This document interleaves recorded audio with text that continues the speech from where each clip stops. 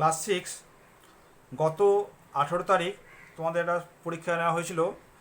তার তার যে প্রশ্নপত্র তার উত্তরগুলো করে দিচ্ছি, তোমরা তোমাদের সঙ্গে মেলাবে। প্রথম যে অঙ্কটা কী ছিল, 25-এর বর্গের বর্গমূল 16-এর বর্গের এই বর্গমূলের বর্গের পার্থক্য কত? 25-এর বর্গের বর্গমূল আর 16-এর বর্গমূলের বর্গের পার্থক্য কত? একের দাগ। তাহলে কি হলো, 25-এর বর্গের বর্গমূল। দেখো আমরা জানি যে বর্গের বর্গমূল বা বর্গমূলের বর্গ ওই সংখ্যাটাই হয়, ঠিক আছে? তবে আমরা করে দেখাচ্ছি। দেখো, তাহলে 25-এর বর্গ মানে কি, 25-এর হোল স্কোয়ার বর্গ, তার বর্গমূল তার স্কোয়ার রুট, তখন কথা হবে 25। আর 16-এর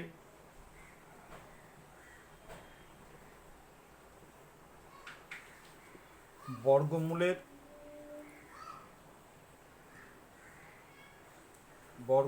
বর্গ,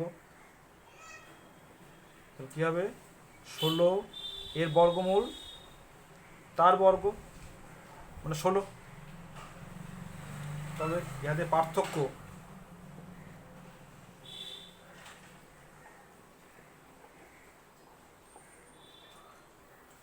পার্থক্য সমান 25 - 16 = 9। এটা উত্তর।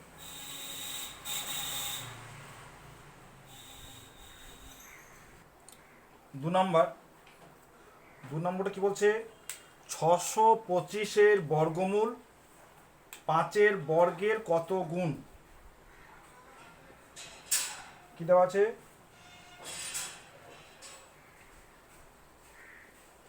625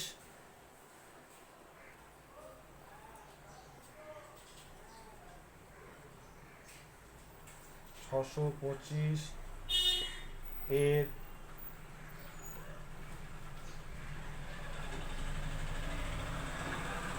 বর্গমূল কত জানি আমরা, √625 বের করি। 6, 2, 5, 2 দুগুণে 4, তাহলে 2, 2, 5, 5 × 5 = 25, 4 × 5 = 20, তাহলে 2, 2, 5 কত হলো, 25। আর কি বলেছে, 5-এর বর্গ, 5-এর বর্গ সমান 5-এর হোল স্কোয়ার, দুটোতে সমান। তা কি লিখবো আমরা, 625-এর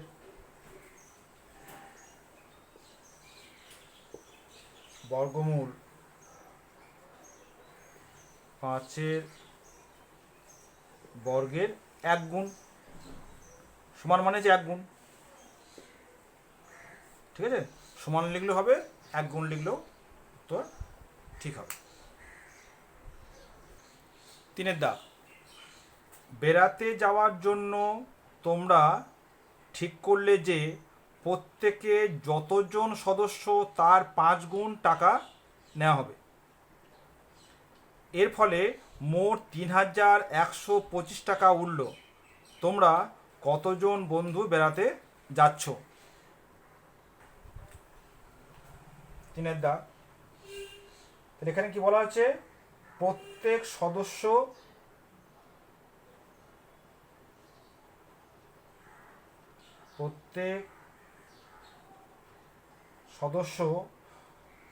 সদস্য সংখ্যার 5 গুণ টাকা দিয়েছে।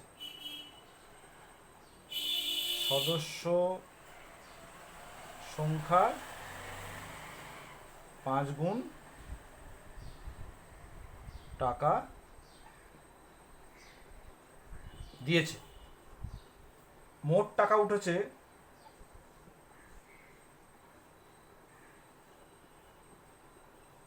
সমান কত? 3125 টাকা, তাই তো? অতএব সদস্য সংখ্যা সমান √, 3125/5। কেন? যত গুণ টাকা সেইকে এইটা দিয়ে ভাগ করতে হবে। তো ভাগ করো কথা হয় দেখো, 5 6 30, 5 2 10, 5 5 25, 625 করো, 2 2 4, 2 2 5, 4 5 25। অর্থাৎ কি উত্তর কী হবে? কত হবে?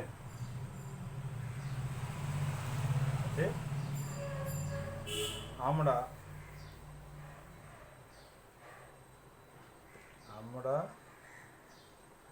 25 জন বন্ধু মিলে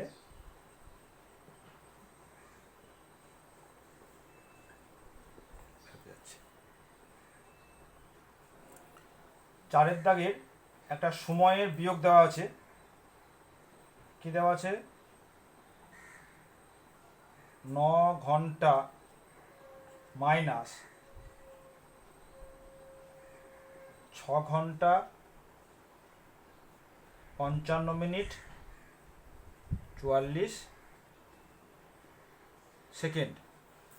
তাহলে এখানে লক্ষ্য করে দেখো যে শুধুমাত্র 9 ঘন্টা দেওয়া আছে, তা আমরা এই 9 ঘন্টা কেউ লিখতে পারি। লিখি যে 8 ঘন্টা 59 মিনিট 60 সেকেন্ড।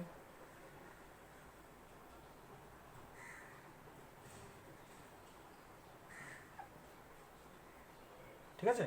তাহলে 9 ঘন্টাকে আমরা এইভাবে ভেঙে নিতে পারি। দেখো 60 সেকেন্ড মানে কি 1 মিনিট, 1 মিনিট মানে কি দাঁড়ালো? এটা 60 মিনিট হয়ে গেল, 60 মিনিট মানে 1 ঘন্টা, 9 ঘন্টা হয়ে গেল। ঠিক আছে? এবার বিয়োগ করি, 6 ঘন্টা 55 মিনিট 44 সেকেন্ড। বিয়োগ করো, 60 মাইনাস 44, 6 কয় 10, এই 4 কয় 10, 6 10 থাকলো 1 5 এত সেকেন্ড। এটা কত হচ্ছে? 4 মিনিট। এটা হচ্ছে 2 ঘন্টা। এটা উত্তর।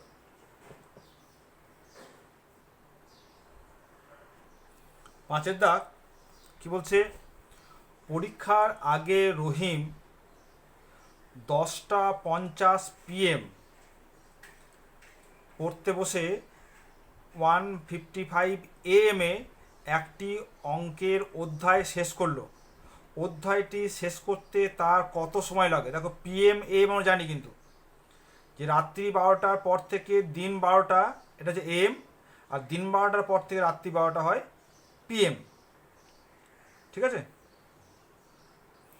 তাহলে অঙ্কটা কি দেওয়া আছে? পড়া শেষ করে সমান 1:55 AM। তাহলে এই যে 1:55 AM, তাহলে এটা লিখতে পারি কত? 12 ঘন্টা বিয়ে হয়ে যাবে। তার মানে হচ্ছে 12 একে 13, তাহলে 13টা 55। আর পড়া শুরু করে সমান কত বলছে? 10:50 PM। ঠিক আছে? তাহলে এটা হচ্ছে শুরু, এটা শেষ, তাহলে এখান থেকে বাদ দিলে পেয়ে যাব। তাহলে অতএব আমরা এটা করে বিয়োগটা করে নিই আগে, যে 13:55 আর 10:50 বিয়োগ করো, 5 এটা হলো 3, তাহলে হচ্ছে 3 ঘন্টা এত মিনিট। তাহলে উত্তর কী হবে? রহিম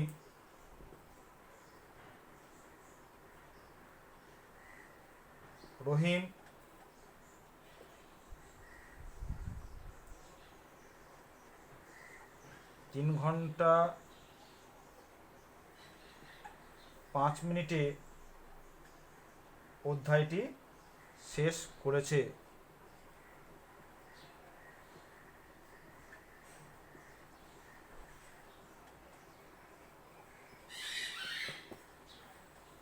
ঠিক আছে।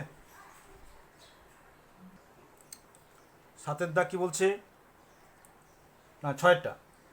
তোমার বাড়ি থেকে তোমার ও তোমার বোনের স্কুল যেতে আসতে যথাক্রমে 2 ঘন্টা 22 মিনিট ও 1 ঘন্টা 21 মিনিট সময় লাগে। তোমাদের দুইজনের স্কুল যাতায়াত করতে মোট কত সময় লাগে? তাহলে এখানে কী হচ্ছে, তোমার যেতে এবং আসতে সময় লাগছে 2 ঘন্টা 22 মিনিট, আর তোমার বোনের লাগছে কত? 1 ঘন্টা 21 মিনিট। তাহলে মোট বলেছে, তাহলে দুটো সময়কে যোগ করলেই অঙ্ক হয়ে যাবে। দেখা যাক। 6 দাগ। আমার যেতে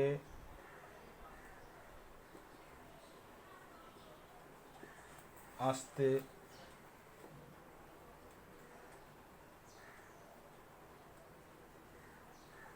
সময় লাগে সমান 2 ঘন্টা 22 মিনিট। আমার বোনের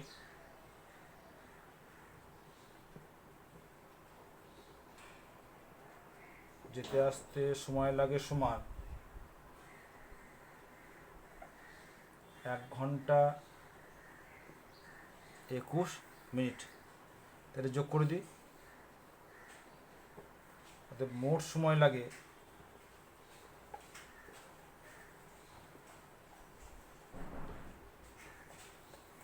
কত হবে? 2 আর 1 3 4 এত মিনিট 3 ঘন্টা। তার উত্তর কী হবে? আমাদের দুজনের মোট 3 ঘন্টা 43 মিনিট সময় লাগে। 7 অঙ্ক কি বলছে? একটি বৃত্তের বৃহত্তম জ্যায়ের দৈর্ঘ্য 6 সেন্টিমিটার হলে ওই বৃত্তটির ব্যাসার্ধের দৈর্ঘ্য কত? 7 কি দেওয়া আছে? বৃত্তটির বৃহত্তম জ্যা সমান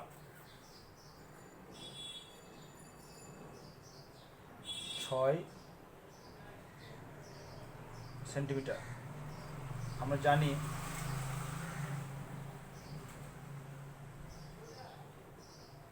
আমরা জানি বৃত্তের ব্যাস হলো বৃত্তটির বৃহত্তম জ্যা।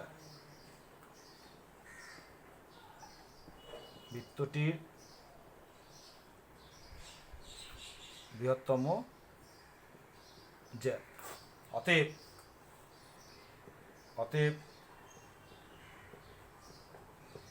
বৃত্তটির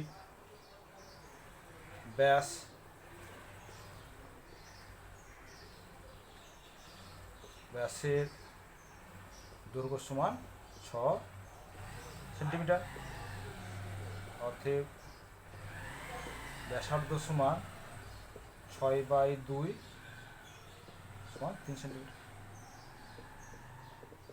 এর উত্তর। 8 দেখ কি বলছে? একটি 10 সেন্টিমিটার ব্যাস বিশিষ্ট বৃত্তের 10 সেন্টিমিটার দৈর্ঘ্যের জ্যা থাকা কি সম্ভব? যুক্তিসহ উত্তর দাও।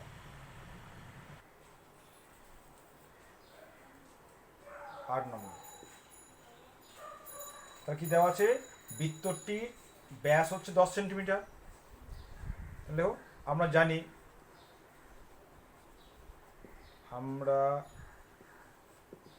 জানি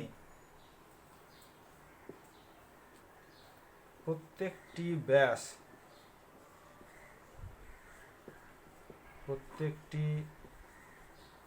ব্যাস হলো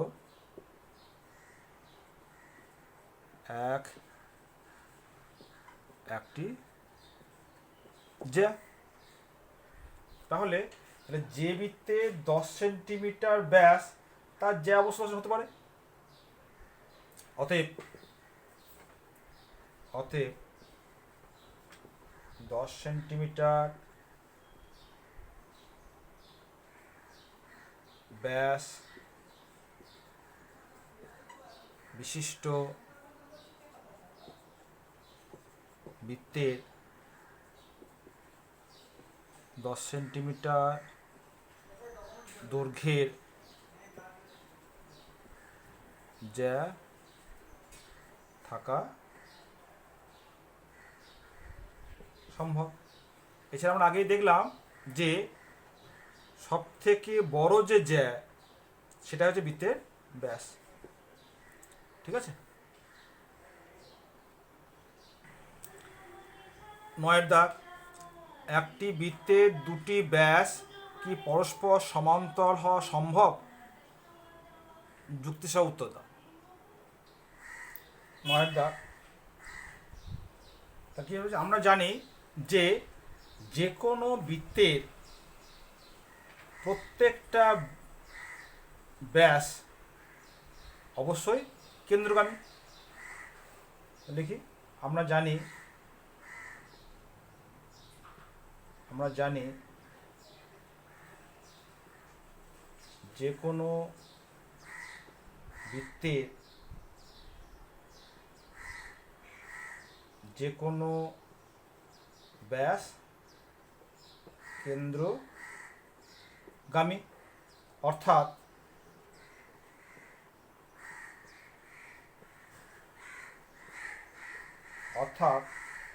যে কোনো ব্যাস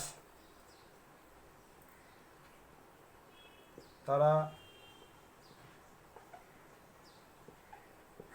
পরস্পরকে কেন্দ্রে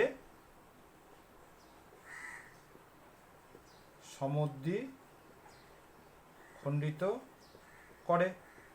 অর্থাৎ তারা পরস্পর ছেদি, তাই তো? তা আবার কি, যারা পরস্পর ছেদি সরলরেখা কখনোই সমান্তরাল হয় না। আবার পরস্পর দুটি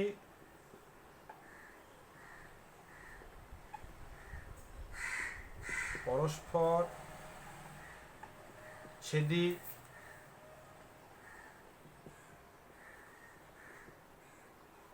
সরলরেখা কখনোই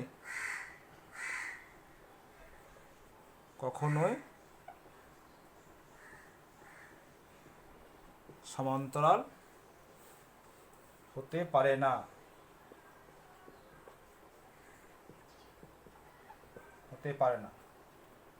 তাই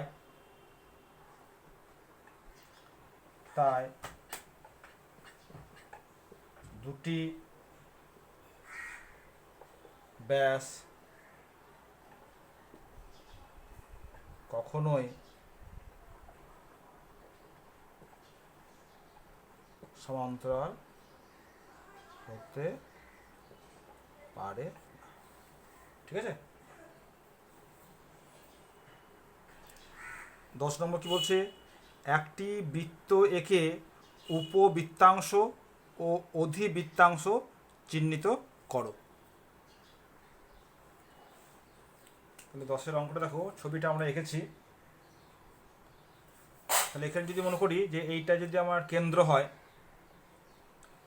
তাহলে উপচাপ কোনটা না, উপচাপটা যদি যে চাপের মধ্যে আমার কেন্দ্রটা থাকবে না, তাহলে সেই চাপের দুই প্রান্ত যদি যোগ করে দিই, তাহলে যে বৃত্তাংশ গঠন করবে তাকে বলা হবে উপবৃত্তাংশ, আর অবশিষ্টকে বলা হবে অধিবৃত্তাংশ। ঠিক আছে, তাহলে এই আমার ছবি। তাহলে আমরা কী করবো, এটাকে চিহ্নিত করে দেবো। এটা হচ্ছে আমার উপবৃত্তাংশ, আর এই যে নিচের অংশটা এটা হচ্ছে আমার অধিবৃত্তাংশ। ঠিক আছে, এখানে শুধু ছবিটাই চেয়েছে, কোনো সংজ্ঞা কিন্তু আমার চাইনি। এই ছবিটা আঁকলেই আমার হবে।